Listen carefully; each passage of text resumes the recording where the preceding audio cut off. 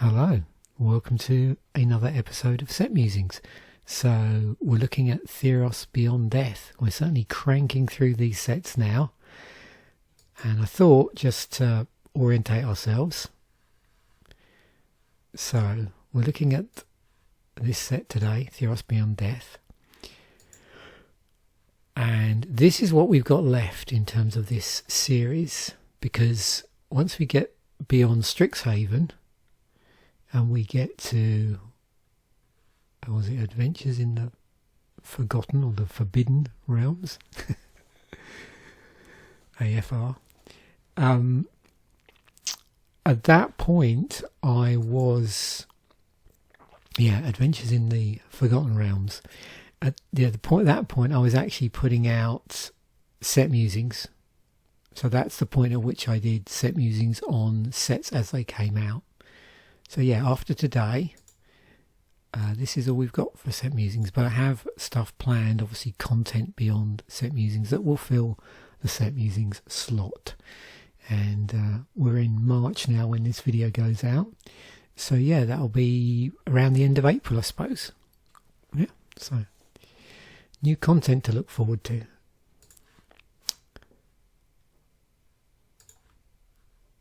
And if we have a look now at Theros Beyond Death, so this particular set, there are 254 cards in the sort of booster side of the set. So we're moving through now into an era where we're seeing much more alternative cards with different frame borders that were the natural progression from, I suppose, the masterpieces, because that's where it seemed to all start.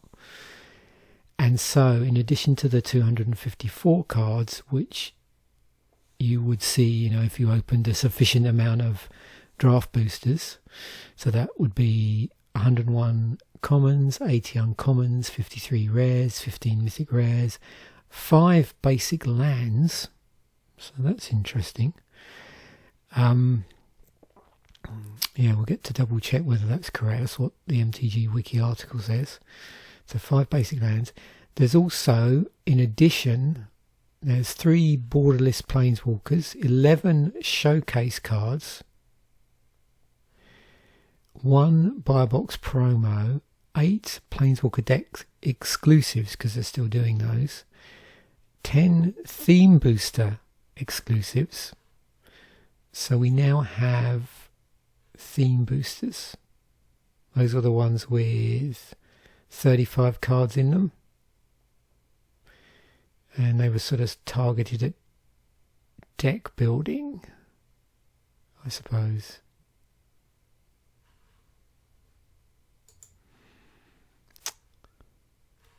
$55 extended art cards, 1 bundle promo, and 5 dark frame promos, and we'll look at those in a moment. But I'm just, as I'm chatting here, scrolling through so we can get a feel for the artwork, see if anything unusual pops out, and so you can see is the sort of themes and mechanics to look out for, and I'll be highlighting as we go through this Set Musings. God's Graveyard. There was some Enter the Battlefield shenanigans. We've got sagas, as you can probably spot, enchantment creatures, and enchantment matters. And of course, if you're familiar with the original Theros block, a lot of those things, you're already going to be aware of, familiar with. You'll be aware of things like this sort of special inner bordering for these enchantment creatures.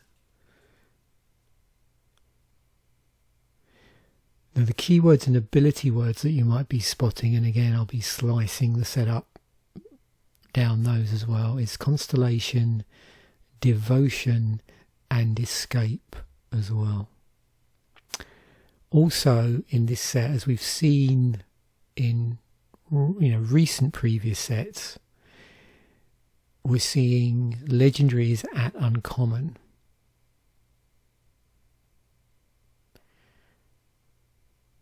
So we were starting to see, I suppose, as a result, an increase in the amount of legendaries in sets at this particular point in Magic's history.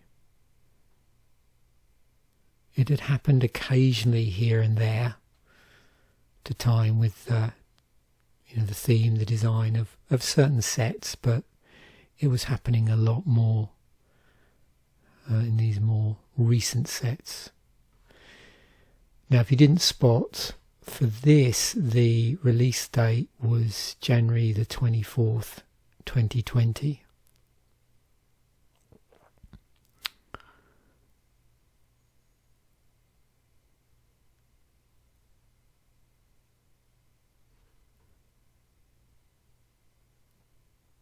So now we're on to the multicoloured stuff, and then we've got the artifacts.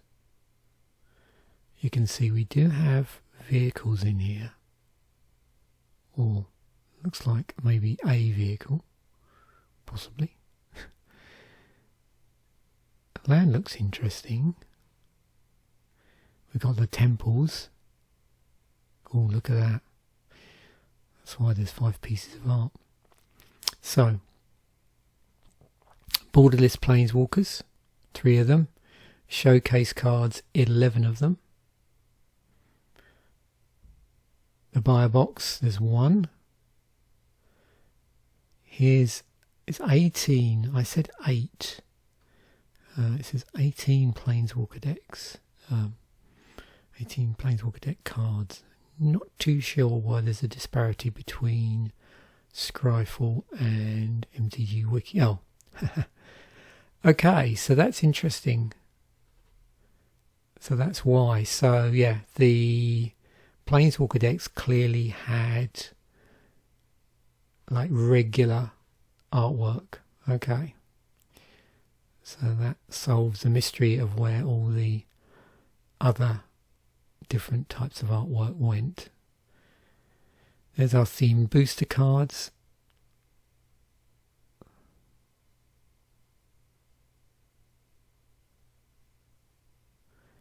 There's our extended artwork cards.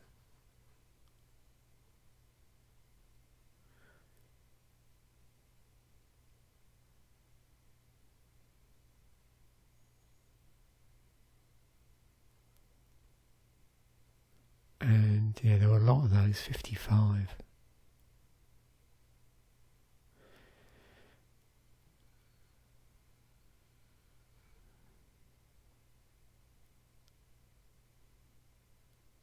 Including the temples as well. Got some promos here as well, which I don't know if I specifically mentioned. I don't think I did. Maybe they're referring to. Oh yeah, so I suspect this is the bundle promo along with, there it is, yeah. There's the bundle promo. And then these 5 dark frame promos. Okay. Got it. Right.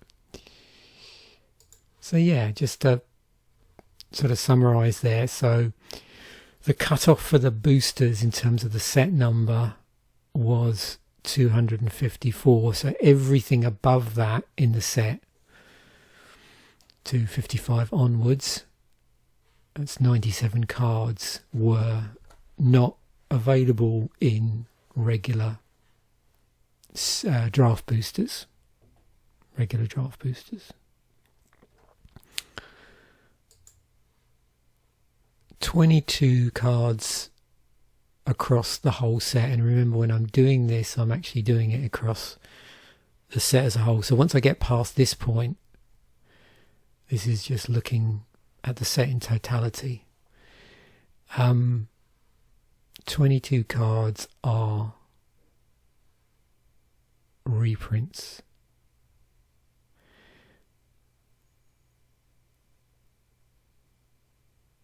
Now, of course, that this doesn't affect the cards that are there that we've seen because of different artwork.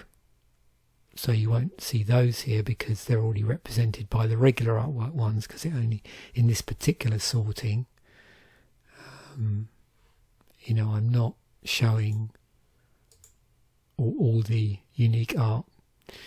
But mixed in amongst this, you're going to find, you know, obviously the Planeswalker deck exclusives and the Theme Booster exclusives as well, if they were different from a card in the set. They weren't, you know, in the regular boosters, from cards in the regular boosters.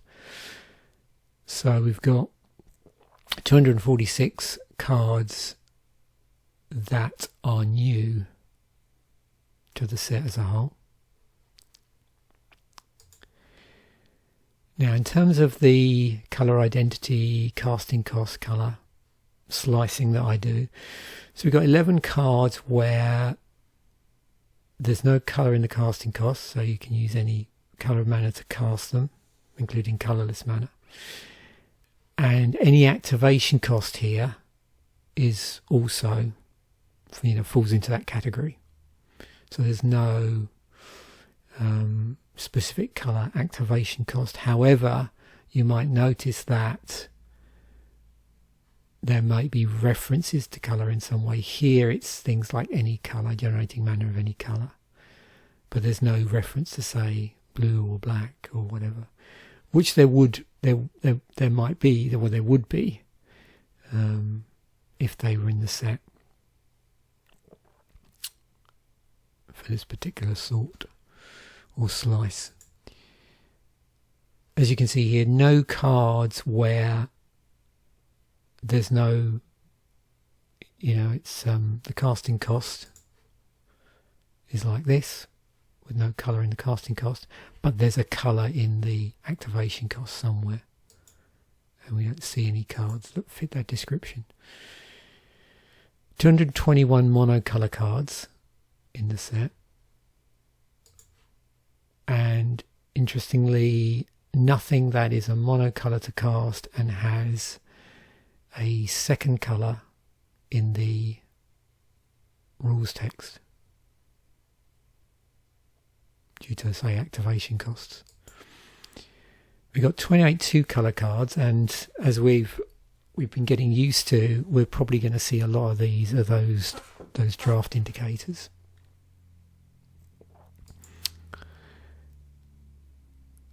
Nothing above two colours in the casting cost in this set.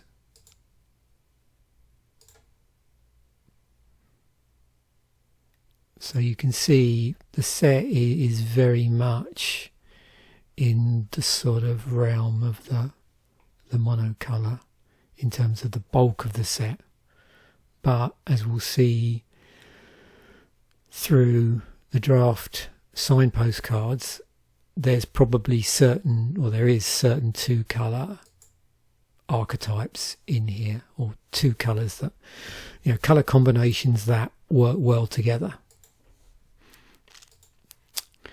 So in terms of the creature types across the different colours, let's have a look. So in white we've got Archons, Unicorn, Nymphs. We're probably going to obviously see creature types that are synonymous with, you know, Greek mythology.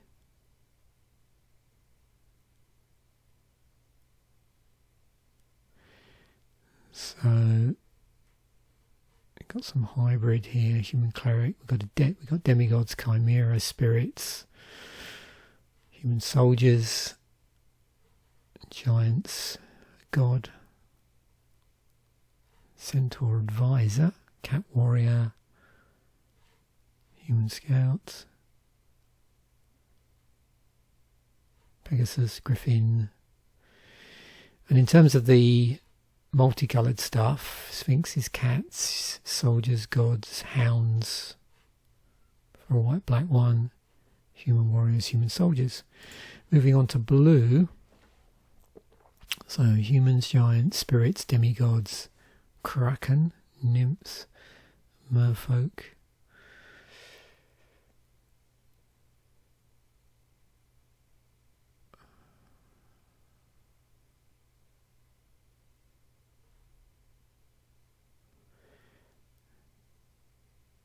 and if you're like me and you enjoy stuff like Jason and the Argonauts or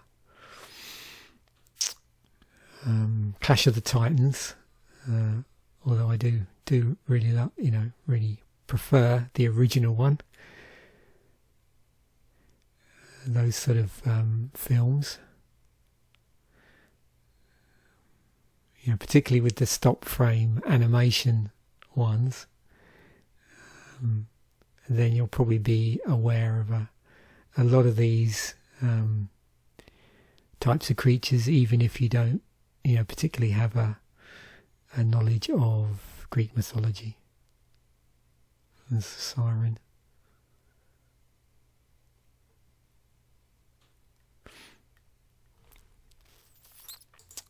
So in black are harpies, demons, zombie satyrs or satyrs, god's snake, lamia, spirits, more harpies. There's a minotaur. Human rogue. Skeletons. How could we not have a skeleton?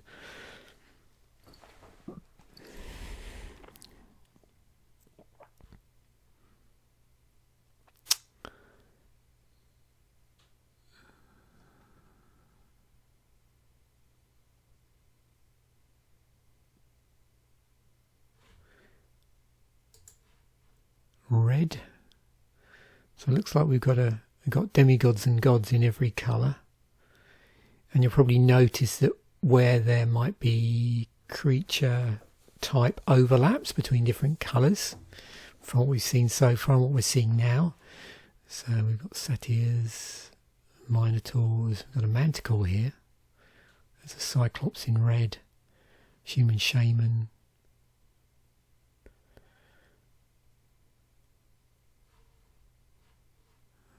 quite a few minotaurs. Oh, there's a dragon. Elementals. Also got things like this, elder giants.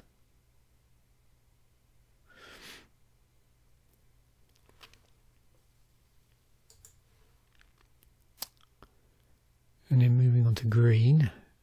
Nymphs, human spiders, plants, hydras, chimeras, boars, snake, insects. Gods, satyrs, more centaurs, demigod, human warrior,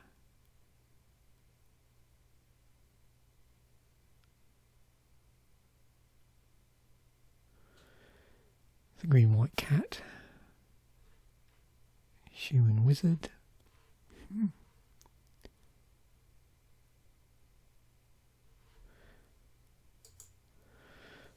so big spells, 8 of those. We've got giant here. Let me just put so just actually we'll look at the colour breakdown first of all, because it's always interesting to see if we've got all. So 4 out of 5 of the colours of magic are where the big spells are residing. So 3 in blue, 1 in black, 2 in red, 2 in green. If I put it in order of mana value, so here we're starting off with 7, still 7. These are getting slightly harder to cast, so when you start to increase in the specific coloured mana in a casting cost, that's going to push you down building a deck where more of your cards are going to want to be in that colour, because your mana base wants to sort of play to that higher amount of a particular colour, because you want to be able to cast the stuff. So what I'm getting at is putting in this in, say, a 3 colour deck could be problematic. I mean, of course, if you've got mana fixing in green, which is often a thing in sets, then with green may make it slightly easier, but yeah. It's interesting to see when you have these big spells how invested you are in a certain colour. So we're going up to 8, so just 7 up to 8 here. So 7 cards that are gods. So now we're just moving on to the themes. So you can see we've got the full complement of monocolour gods, and then we've got a couple of 2-colour ones, red, green and white black here. All indestructible. No doubt we'll revisit these when we look at specific cycles. 59 cards which have some reference to the graveyard in the rules text. And that's a lot of graveyard shenanigans. 77 cards that specifically mention entering the battlefield. Now, of course, what increases this is where you have a particular set keyword which, as part of its trigger, has an ETB on it, and you can see constellation fits into that category. But yeah, a lot of ETB triggers in the set. We have 10 sagas, and we've seen these before. So you can see as this saga enters the battlefield, as this saga enters, it just says, as this saga enters, and after you draw your draw step, add a law counter. Sacrifice after the 3rd step.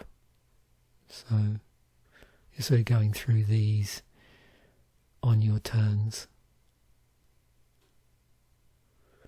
It's interesting because of that, when I did the search, there's probably those as well are also, you know, well, actually no, they're not. Yeah, no, sorry, I'll wind that back. They're not.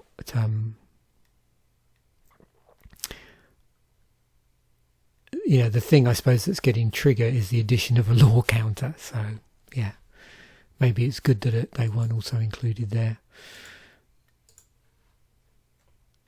We have 50 cards that have enchantments somewhere in the sort of type. In the card type. Also 47 cards which mention enchantments somewhere in the rules text as well. Now some of them might overlap in both categories, they might be in both. So this one, for instance, is an enchantment and it mentions enchantments. Also again with constellation, it was an enchantment thing. So yeah, there are the constellation cards would be in here. And there we go, we've got constellation. So 13 cards which specifically have constellation as a keyword, ability word. So with constellation, whenever an enchantment enters the battlefield under your control, and I think it's always under your control, let me just check that.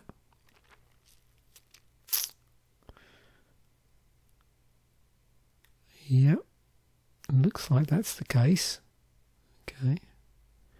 Something happens, and you can see that something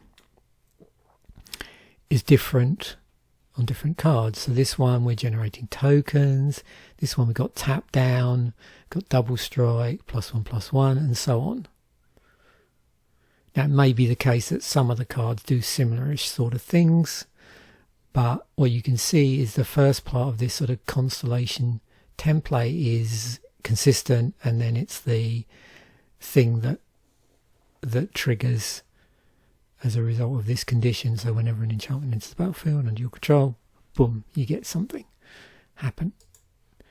We have devotion. So with devotion, it's to do with each colour in the mana cost of permanents you control. So it's mana cost, it's not the colour of the permanent. So each colour in the mana cost of permanents you control counts towards your devotion to white. So it's white on this one. You can see here, where is it? Some of these cards, like this one, it's in the ability, in the Planeswalker's abilities here. I'm just wondering if there's any cards that just... Oh, there we go. No. I'm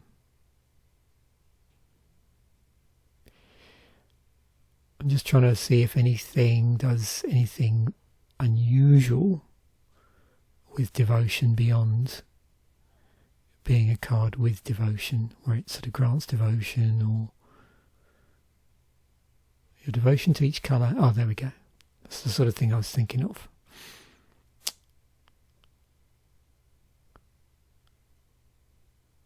So, devotion enhancer. So you can see the gods, the demigods, they all have devotion.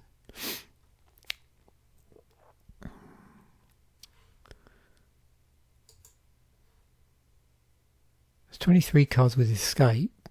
So escape, how that worked is you can see there's an escape cost, and then you notice here with these 23 cards it's all about exiling something.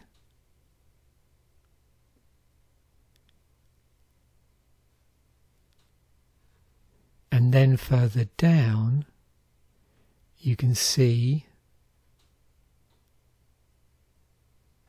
on here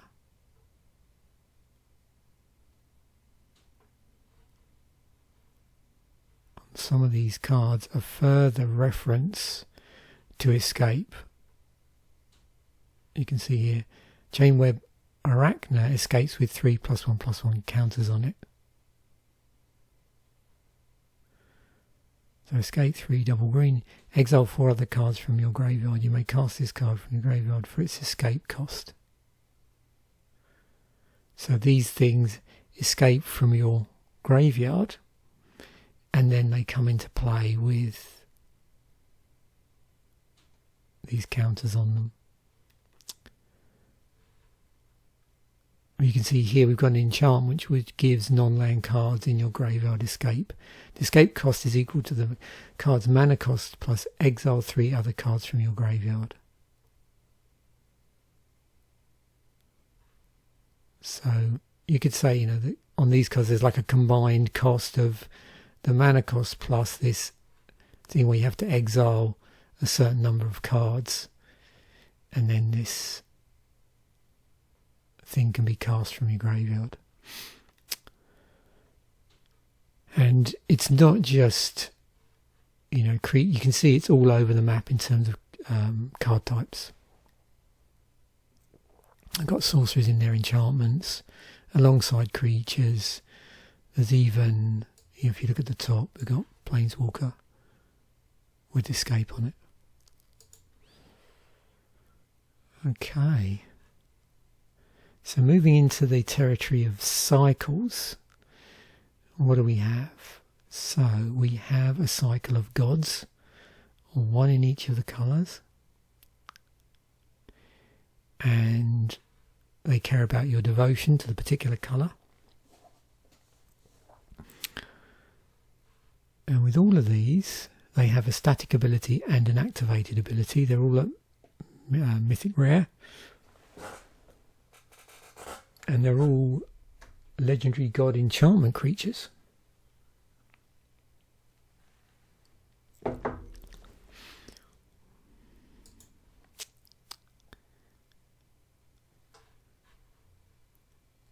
And we have 5 uncommon demigods.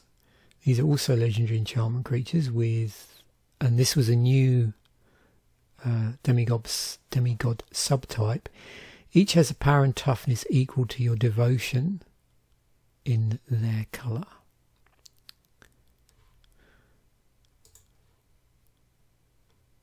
Intervention cards, so 5 modal spells with X in the mana costs. One mode uses X and the other uses twice X. You all have intervention in the title. 5 omens. They all have omens in the title. So they're 5 common enchantments with flash and an enter the battlefield ability.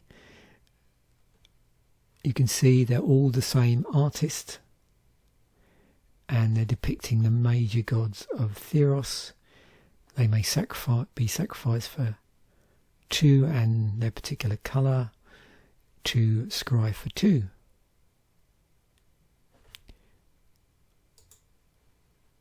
Those are all that common. I think I might have mentioned that actually.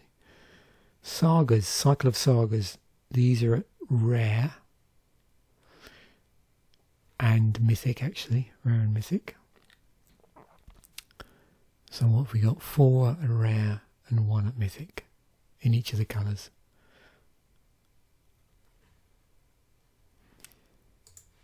And there's a cycle of uncommon sagas, saga enchantments.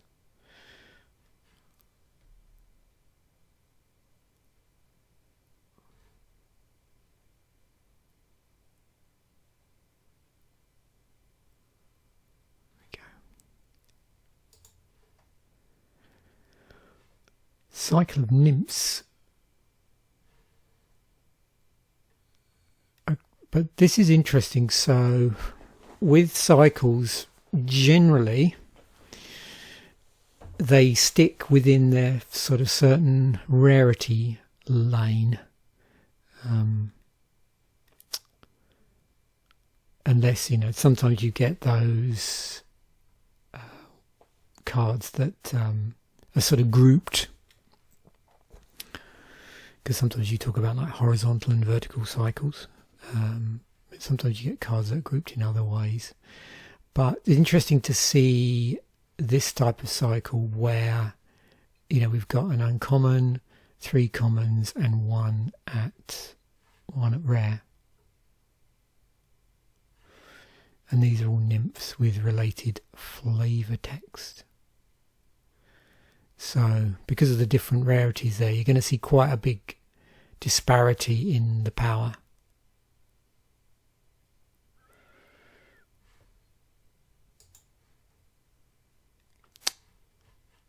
Cycle of Nyxborns, so 5 common vanilla enchantment creatures with flavour text about the Califia. The Califia is an epic story from the plane of Theros that recounts the adventures of Califi, the mariner, after the Acroan War. Also it says on MTG Wiki. Not very good on Magic the Gathering backstories, I must admit. Over the course of Magic's history, I think I've only read about three of the books, and most of those were around the time of, or set around the time of, the original Mirrodin set, I think.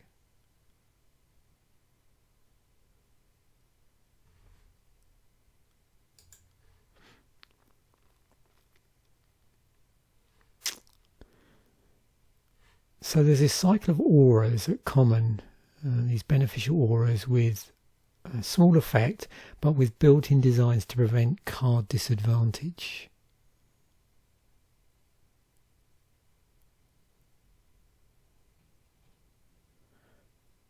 So it's got draw a card on it.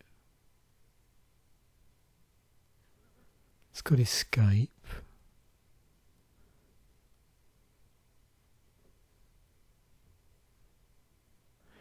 Just seeing specifically what it imparts and how.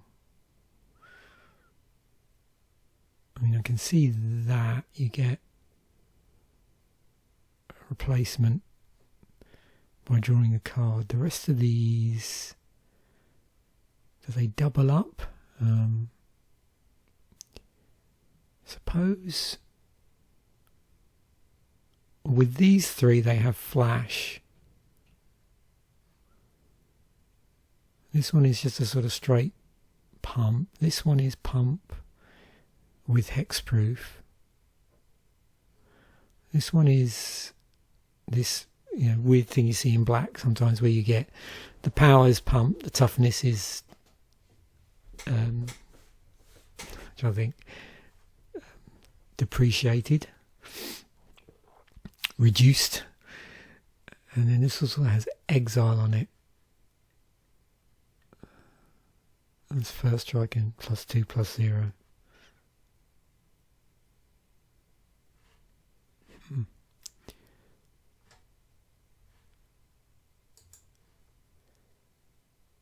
Okay, so 5 removal auras, which is always interesting to see. Removal aura. So what have we got? So we have white has the sort of lockdown one, but it can also exile it. Blue has this thing where, you know, the creature that it's enchanting loses all abilities and the base power goes right down. In this case to 0/1. This is a -3/-3 effect. This is a damage. So when it's into the battlefield, it deals 4 damage to target creature or planeswalker and opponent controls. So that enchants a creature you control, gives your creature +1/+1, but then does damage to another target creature, moves it that way. And this one uses fight, so it's on a creature you control, gets +0, +2, and then it fights a creature you don't control. Okay, interesting to see how they pull that off in the different colours. Certainly something, you know, I've seen a lot over the years in white and black. Yeah, it's interesting to see them do it in the other colours. Okay, we have a cycle of temples. I inadvertently left the temple thief in here. Wasn't really thinking that through when I did it, and didn't check my work. So obviously the easy way to get rid of that is to not Thailand. There we go. 5 temples. So these are rare. They're allied coloured scrylands that were previously printed in Theros and Born of the Gods. So white, blue, blue, black, black, red, red, green, green, white. So when it enters the battlefield, you get to scry for 1.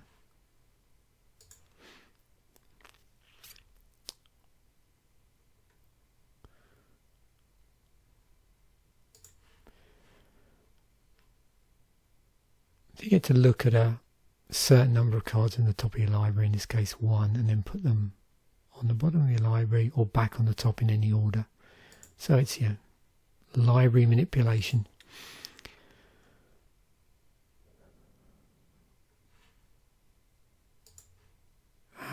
One of my favourite things in sets. The signpost cards, draft indicators, draft archetypes, whatever you want to call them, becoming a regular feature now in these sets at this point in Magic's history. We've seen them on numerous sets in Sets Musings. They're an uncommon dual coloured spells with a signpost for a draft archetype.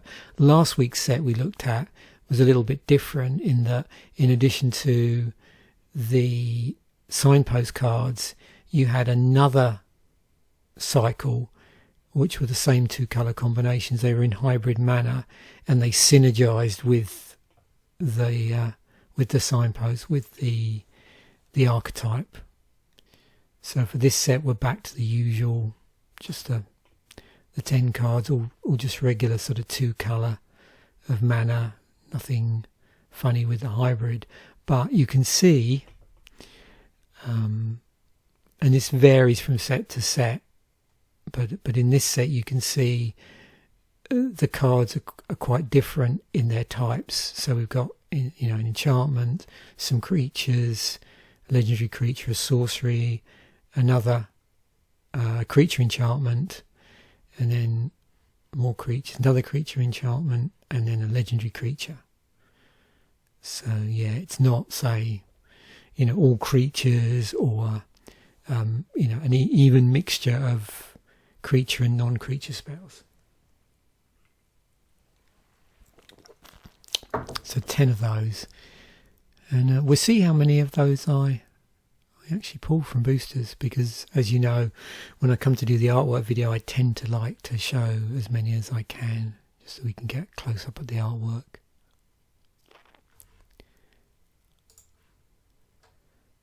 Okay, we've got a pair of Titans. Mythic rare Elder Giants. Giant legendary creatures, each of which is undercosted but is sacrificed when it enters the battlefield unless its escape cost is paid. Each one also has a triggered ability that triggers when it enters the battlefield or attacks.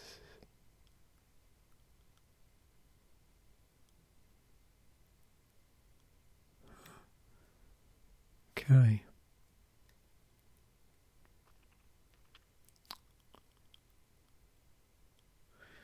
So when it enters the battlefield, sacrifice it unless it escaped. When Crux enters the battlefield or attacks, each opponent discards a card, and each opponent who didn't discard a non-land card this way loses 3 life. Escape for 2 black and 2 red. Exile 5 other cards from your graveyard. You may cast this card from your graveyard for its escape cost.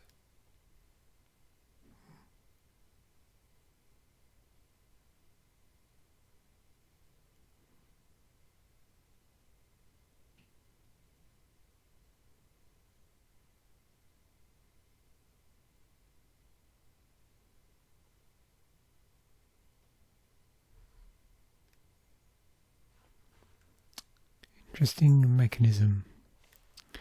18 mythics in the set, and you can see here where we've got the Elspeth from the booster versus the Elspeth from the Planeswalker deck.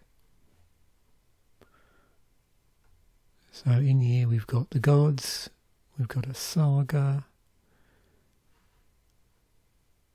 we've got enchantment creatures, another legend. Here's the other deck, the other Planeswalker deck. So here's the one in the Planeswalker deck. Here's the one from the draft booster.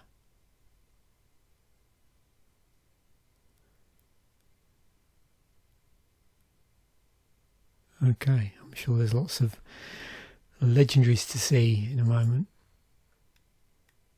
So yeah, this is the bit that threw me a little bit. So there is multiple lands artwork, but these ones, the full art lands, were what turned up in the draft boosters, and these were the ones they used for the Planeswalker decks. So let's have a look.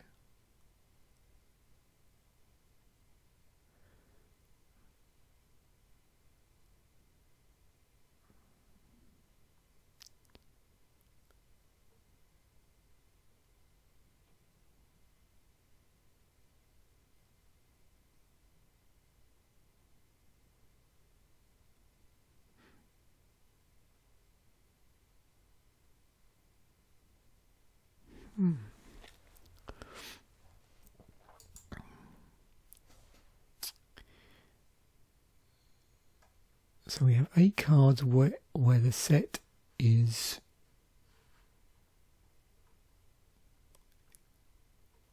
this one. So the Theros Beyond Death set, and in here you can see we've got the Scrylands, the additional ones. We've got Field of Ruin, Labyrinth of Scophos, and Unknown Shores. So Unknown Shores was in here.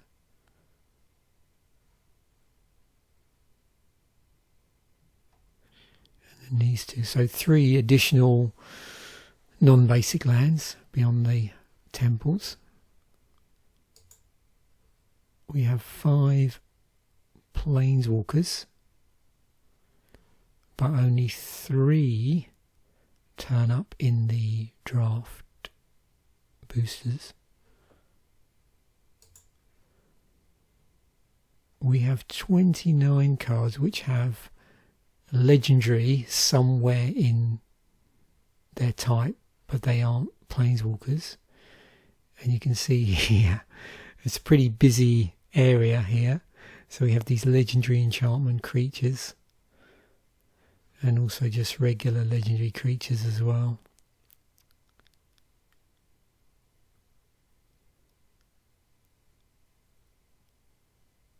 So a lot of commander action here. And you remember I said about, some of these are uncommon.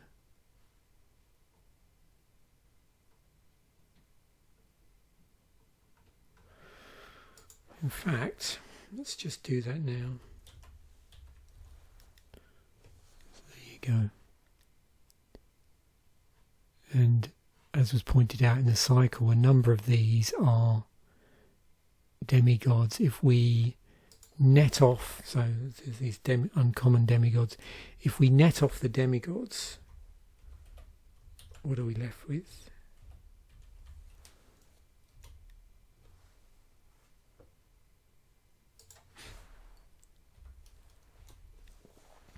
Just these, and uncommon.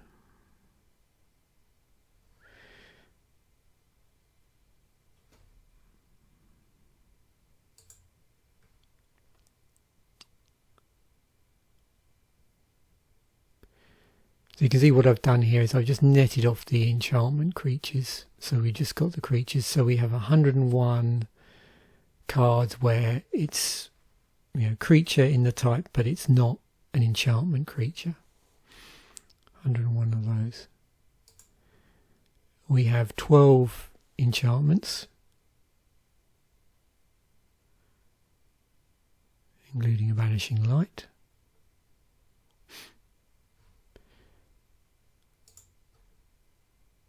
We have 50 of these enchantment creatures in all manner of additional types. So we've got legendary enchantment creatures, we've got enchantment creatures, we've got legendary enchantment creatures that are gods, some are just regular creature types, some are hybrid creature types. So we've got Minotaur shamans here. I don't think we have something that's an enchantment creature and has 3 other creature subtypes. I didn't spot one there. Then we got 10 sagas, if you were curious, which makes sense because we've seen 2 cycles. So that was the 2 cycles of sagas were all the sagas in the set. There weren't any additional other ones. 23 auras. And we would have seen a number of these already because of the cycle of auras. Those removal auras. But yeah, you get a feel by the specific way I've sliced this setup now. Yeah, just enchantments everywhere in this set. 1 artifact creature.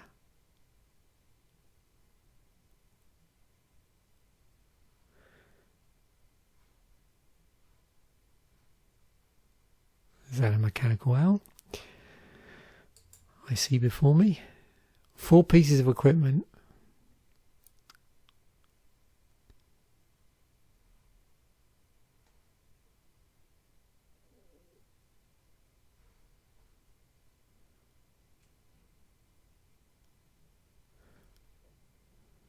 It's interesting, with other Greek mythology based sets that we don't see more equipment, I suppose.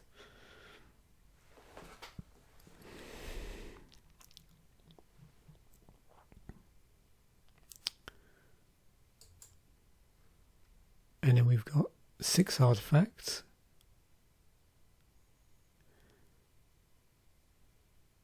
I suppose if you're going to make something enchantment heavy, you don't really leave much room for doing too much in the artifact slots, unless you want the set to be super huge.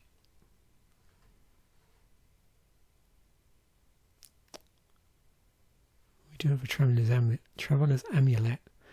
This is an interesting card. You know, it does pop up quite a bit, or has popped up quite a bit over the years in various sets.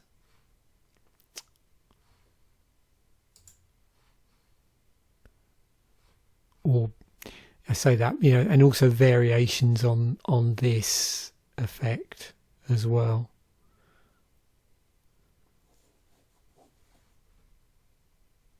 Where you might get some functionally the same, some are functionally better, or some are functionally worse.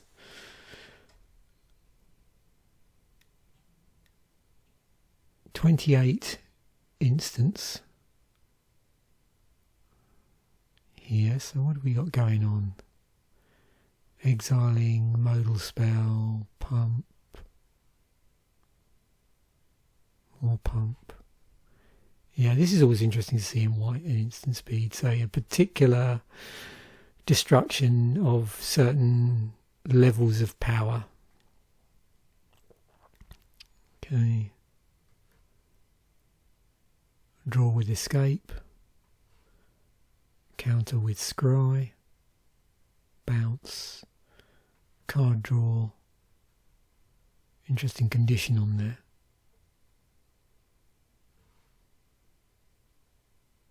Conditional counter as well.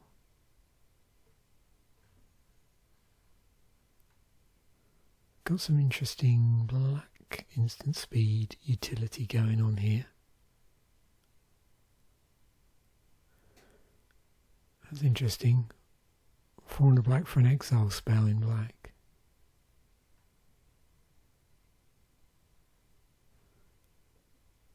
So is that. So damage in red. There's our pump, our red pump spell. Oh, and this sort of, what do they call it? I always never know quite the right generic terms for this. It's sort of rummaging type thing where, so in red, when you're doing card draw, you tend to notice that you discard the card before you draw the cards, however many that might be. In blue, if there is a condition to discard cards, it happens after the draw, so you draw the cards first, then you discard the cards. That's generally what tends to happen, the difference between red card draw and blue card draw, where there is a condition attached. And, you know, if you ever get card draw, say, in black, then normally it's about reducing your life, for instance, it might be. I've got a fog-like effect, flying hate, and some modal stuff. So I'm curious, for the sorcery spells, do we have any mass removal?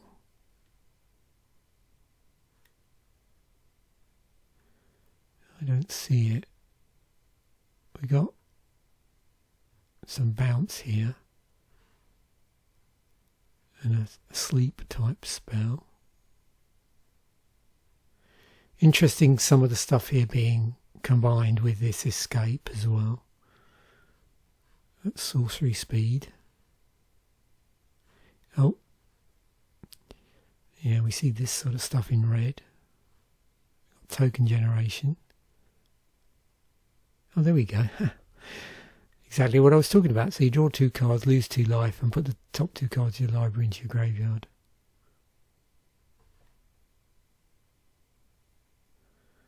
I don't know how much mill is in the set, if any. I mean, there's little bits here and there by the look of things. Okay, some sorcery speed damage stuff. Do we have one of those sort of lava axe type things for a high cost? I mean, this is interesting. 2 and 2 red, dealing 4 damage to each creature and each planeswalker. So we've got like a red mass removal spell here, or just anything which would get removed as a result of 4 damage.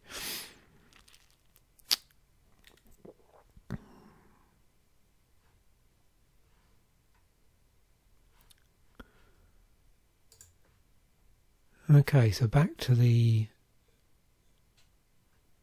in booster part of the set. Yeah, it's certainly going to be interesting when I come to do the artwork episode. Just the thematic look.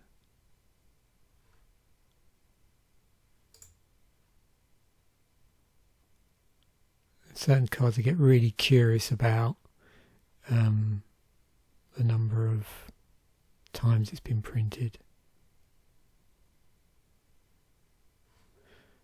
You know, you sort of go through these, and probably the same as me, you recognise certain cards from way, back in Magic's history.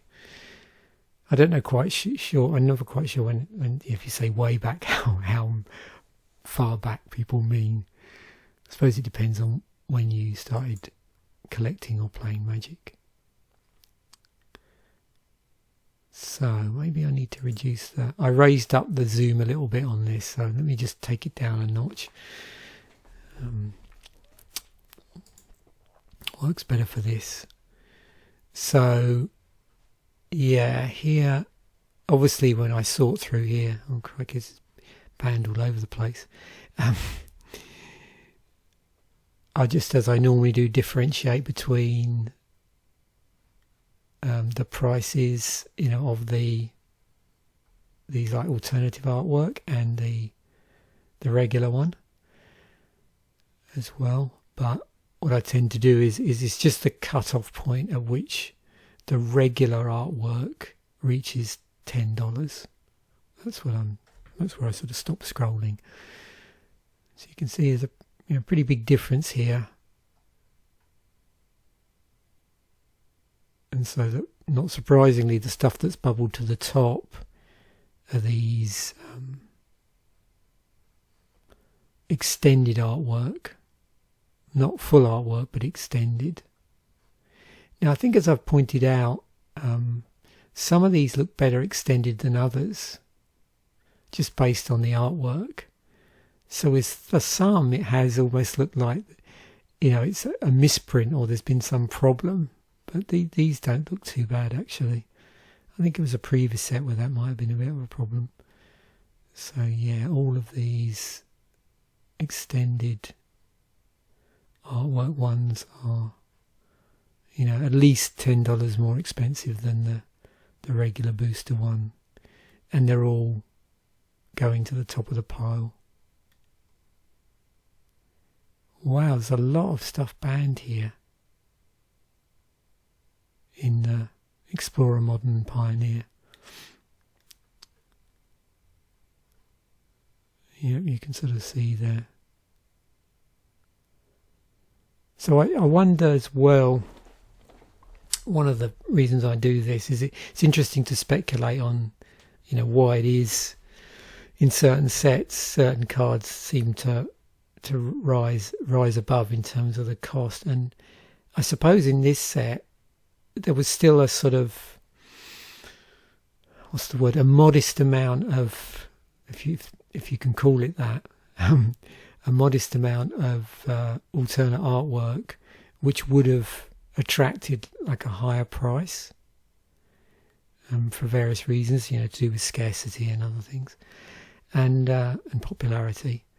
So as I move into more modern sets, it may be necessary to maybe sort these slightly differently and have one for the regular artwork and one for the non-regular artwork as well. So. And this here, so now we're getting down to this situation where the regular artwork, the in-booster artwork, is more expensive than the sort of special, the alternate artwork. But yeah, still, so this did an interesting thing to the secondary market. So now we have the regular shadow sphere. So we're starting to get into an area now of regular costed cards. Again here, so this is the regular one we're looking at, and the regular one for the Dryad. But still, these are holding their prices above $10. There's Thassa's Oracle.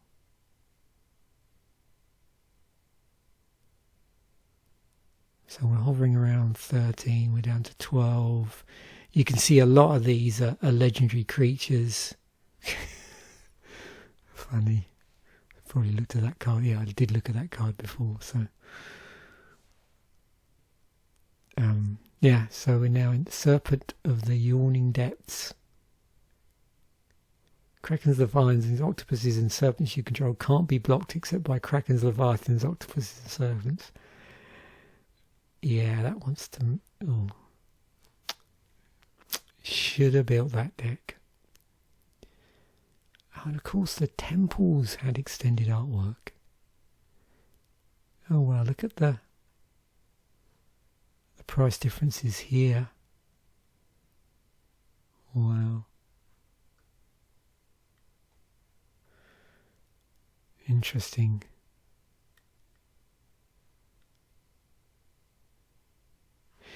See, someone can correct me in the comments section. I'm sure I can remember a time when the temples first came out that they were actually quite expensive. Maybe I'm wrong there, but yeah, if anybody remembers really vividly that period in Magic, just confirm yes or no otherwise. That I just have this thing where I just remember, for some reason, the temples being, because of this sort of scry ability stapled to them, even though they were tap lands, they were slightly more expensive than usual. I know, I think, didn't that happen with those tricolour cycling lands as well? At some point. So, now looking at EDH Rec ranking.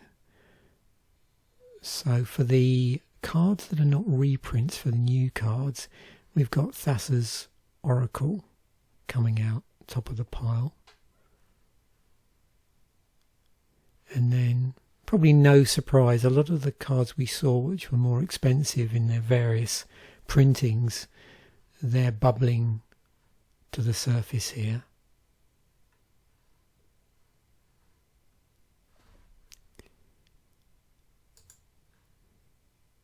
Now Gary was reprinted for the set, so no surprise in terms of the reprints to see that come up to the top. And then we've got the temples, got a return to nature here. It's an interesting modal green spell. You've got your artifact destruction, you've got your enchantment destruction, and you've got your ability to exile target cards from a graveyard. So a nice bit of utility there. It's Banishing Light. So on.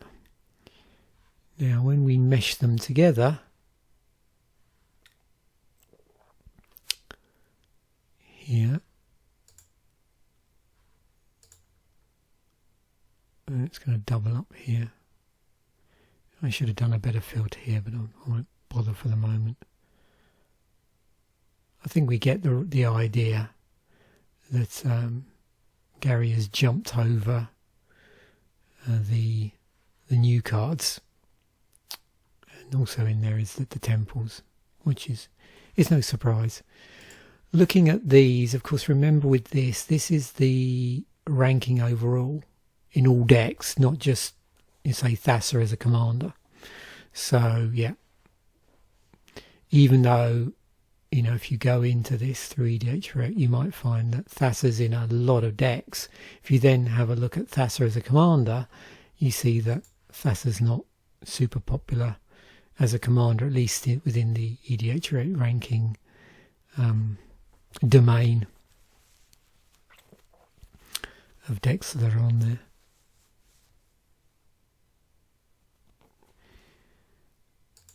So other things to consider about the set. So we have 2 Planeswalker decks. They were still a thing. Elspeth, I nearly said Esper. Elspeth and Ashiok. So Elspeth is white, Ashiok is blue-black. Let's have a quick look at those. And you can see here, they slightly turned down the cards. I think. Well, actually, I suppose it muddies the water a bit in that you have these exclusive cards, but alongside them you have this showcase frame. So 1, 2, 3, 4, 5, 6. So I suppose 12. Oh, sorry, 5. I counted the additional rare there by mistake. So you have 5 cards here that you wouldn't see. So 5 cards that are outside. Hang on, let me start saying that again, because I'm getting myself muddled up here. 254.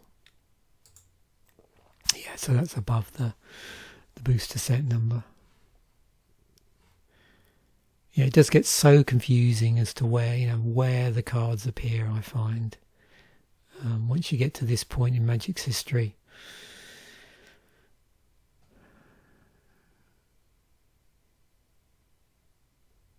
What do we have here? So we've got a mythic, a rare, and another rare, and this, which is an uncommon. So that. So we were basically getting, two rares and a mythic in each of the packs. They're all monocolour. So so this is a monocolour deck, and we've got a 2-colour with unknown shores for our fixing. And we did have a deck builder's toolkit, although I'd sort of fallen out of love with these by this well before this point, when they just really went to being completely the same apart from the boosters. So there was no interesting phenomenon where you'd get, I've got this particular archetype out of 4 out of 13 archetypes or whatever it was. Now it's just, okay, here's the particular archetypes that you can extend your deck from, or whatever card you've got. To upgrade your Planeswalker decks. So I know it just made it so that it did map to the Planeswalker decks, but it was quite nice to just go, I've got this particular archetype that I can play around with and see how I can fill out those. So is it 16 in each colour? Looks like it is. 15 multicolour, 5 colourless. These again,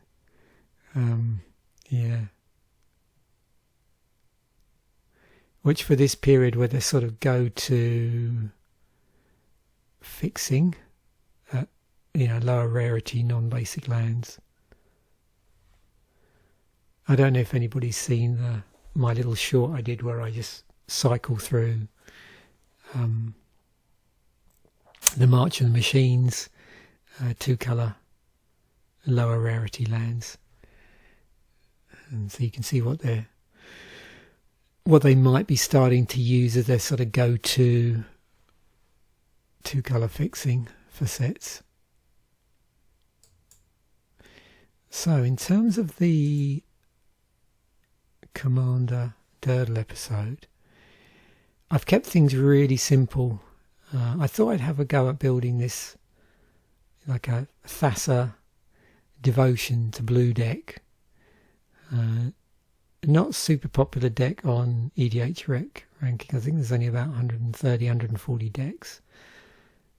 Or, well, actually there might be slightly more than that. But in the realm of Wizard Tribal. So we'll see where this takes us. I've been deliberately quite open in that I just have the namesake cards, 37 islands, a Sea God Scorn, and a Nyx Lotus. And that's it. So I'm just curious as to where that seed takes me.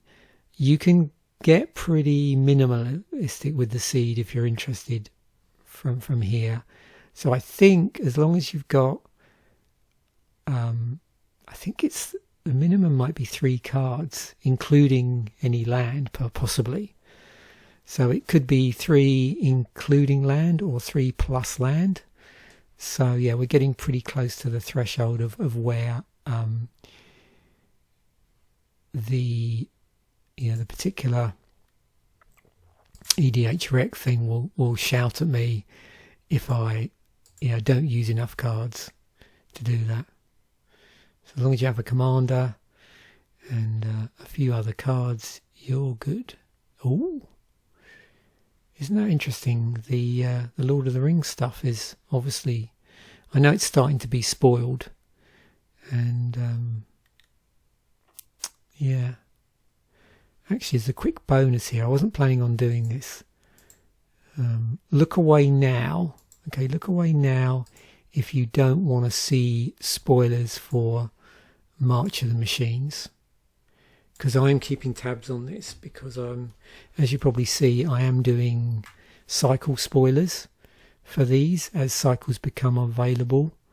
I am doing little shorts, and so I've done one on these non-basic lands, and that's all I've been able to do so far, because I'm not seeing full cycles yet in other areas.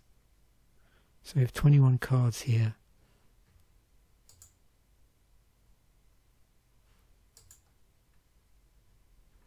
What else have we got? So yeah, showcase cards,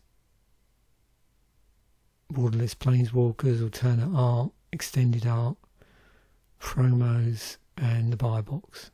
Okay. Yeah, I also did the other thing is I did do a short for Omnath, because this has now completed the mega cycle for Omnath. And I know there's a few Omnath fans out there.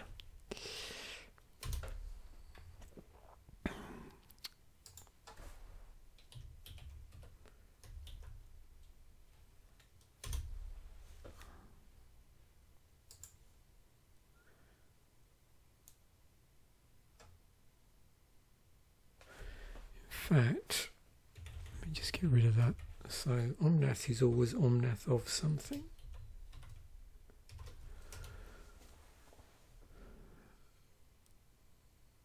Oh, what did I do?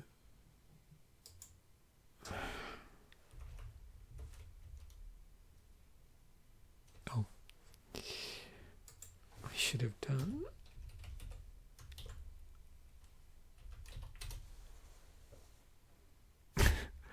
That's funny.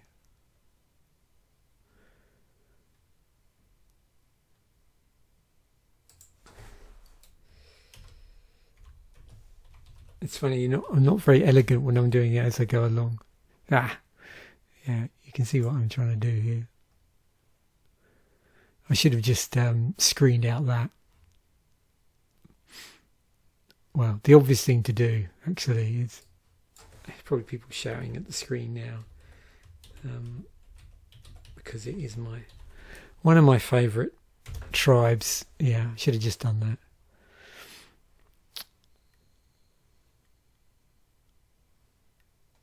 And it's sort of easier to see if you put this in order of release date by ascending.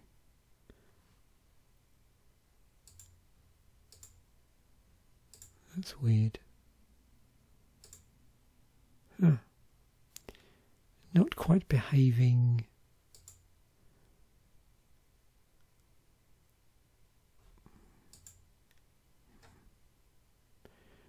Very strange. Oh, yeah. Okay. Dear me. Of course, it's been reprinted.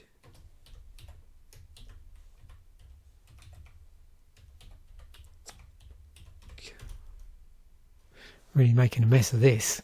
Okay, so that's it. I forgot to do that. So now we can sort of see the order here if we ignore this arena card.